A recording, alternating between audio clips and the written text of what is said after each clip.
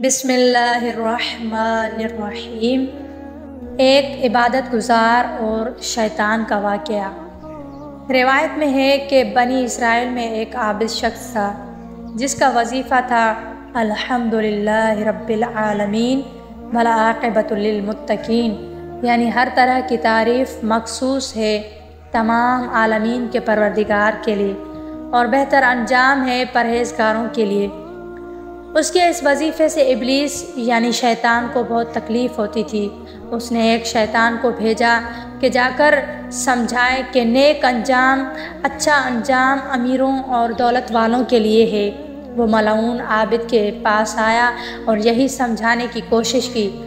आबिद ने इनकार किया और दोनों में झगड़ा हुआ। आखिरकार ये तय पाया कि पहले जिससे मुलाकात हो जाए उसी से फ़ैसला कराया जाएगा। वो जिसके हक़ में फ़ैसला करेगा वो अपने फ़रीक का एक हाथ काट लेगा।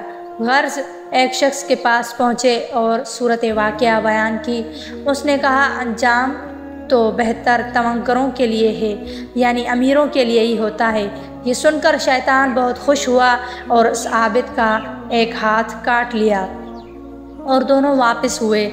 लेकिन आबिद ने फिर वही वजीफ़ा जारी रखा कि अल्हम्दुलिल्लाहि रब्बिल आलमीन वल आक़िबतु लिल मुत्तक़ीन, हर तरह की तारीफ़ मखसूस है तमाम आलमीन के परवरदिगार के लिए और बेहतर अंजाम तो परहेज़गारों के लिए ही है। एक हाथ कटने के बाद भी उसने ये वजीफ़ा जारी रखा। शैतान ने कहा फिर वही कहते हो? उसने कहा कि मामला अब दोबारा किसी दूसरे शख्स से करवाया जाएगा। जब शैतान और आबिद किसी दूसरे शख्स के पास पहुँचे तो उससे भी वही फ़ैसला करवाया। तो उस दूसरे शख्स ने भी कहा कि बेहतर अंजाम तो अमीरों के लिए होता है।